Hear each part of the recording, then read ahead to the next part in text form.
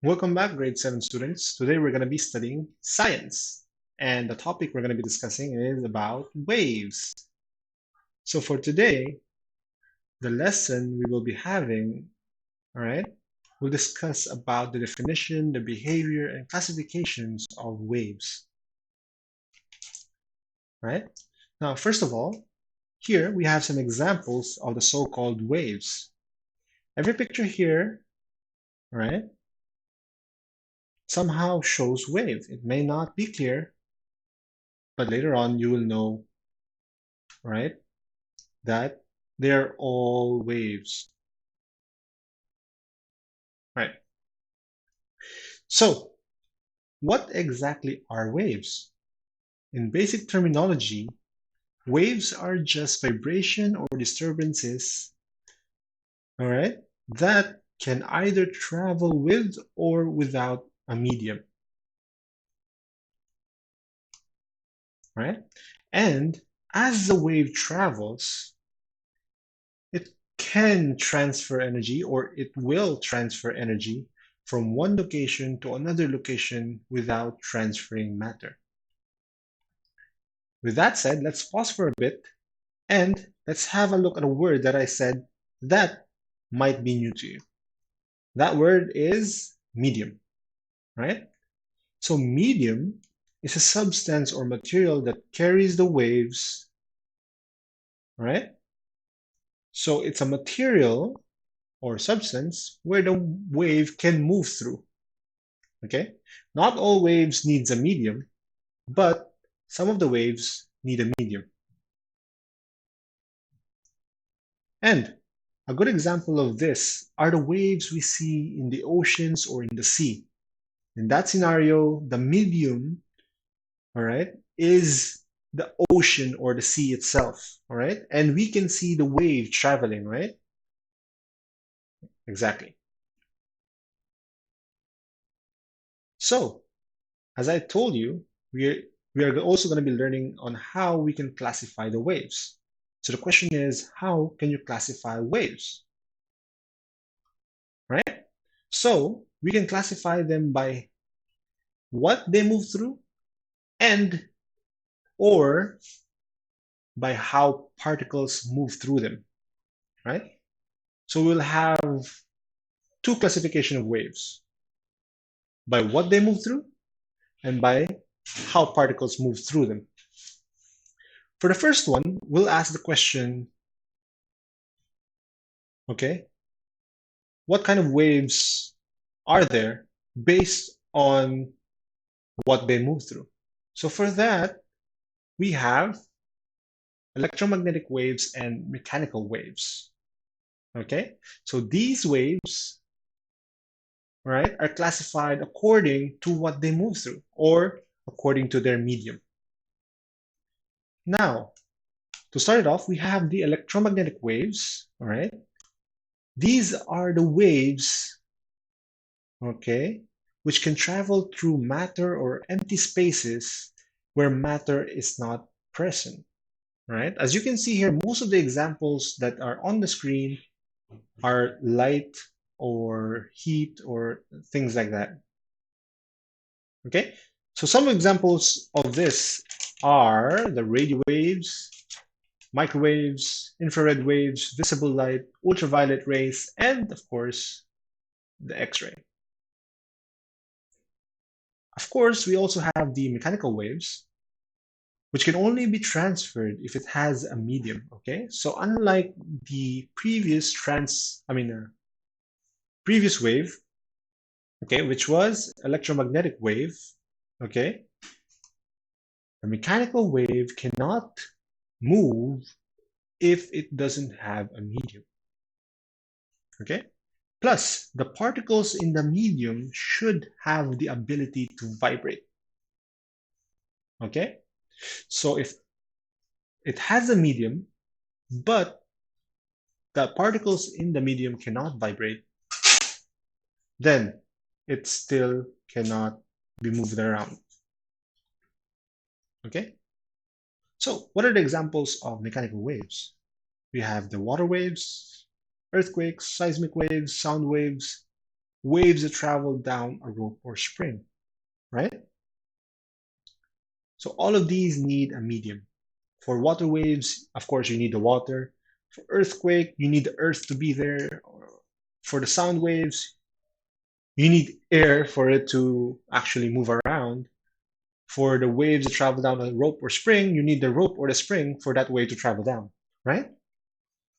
So those are the two types of waves in our first classification, okay? How about for the second classification? For the second classification, right, it is according to how particles move through them, okay? And for that, we have also two kinds of waves, which is the transverse wave and the longitudinal waves.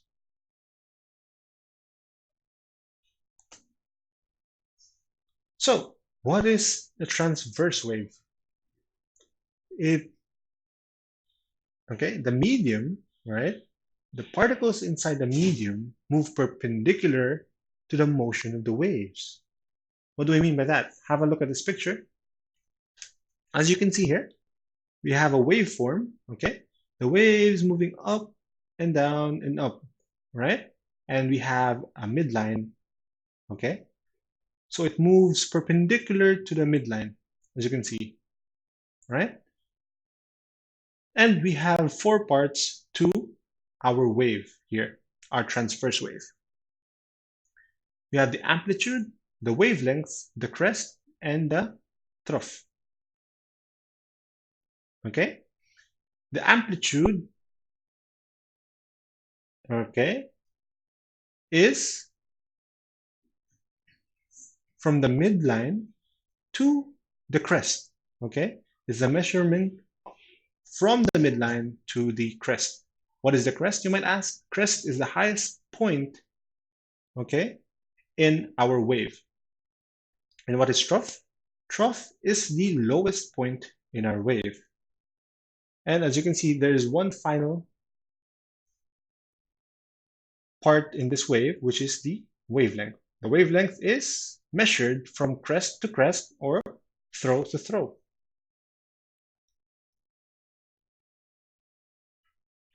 So here we have an explanation for wavelength. It is the distance from crest to crest, as I said, or throw to throw, expressed always in meters.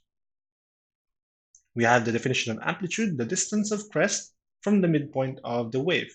Now, it's not limited to the crest. You can also use throw for that.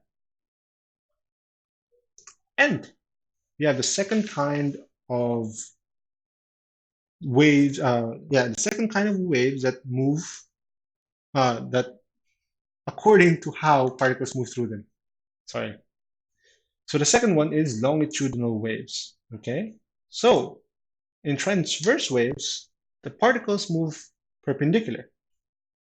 But in longitudinal waves, the particles move parallel to the motion of the wave, okay? So in longitudinal wave, we only have three parts, which is compression, rarefaction, and of course the wavelength. Okay, so what is compression? Compression is a crowded area causing a high pressure region. You will see that later on.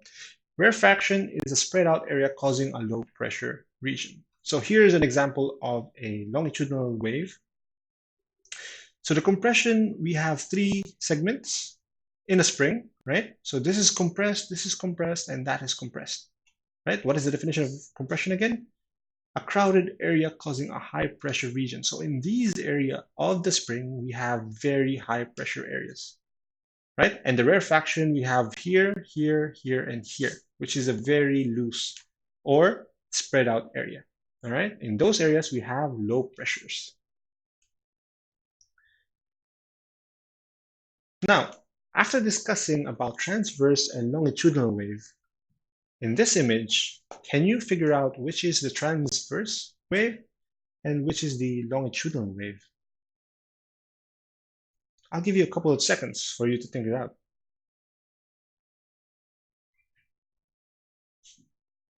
All right. So it's very simple, right?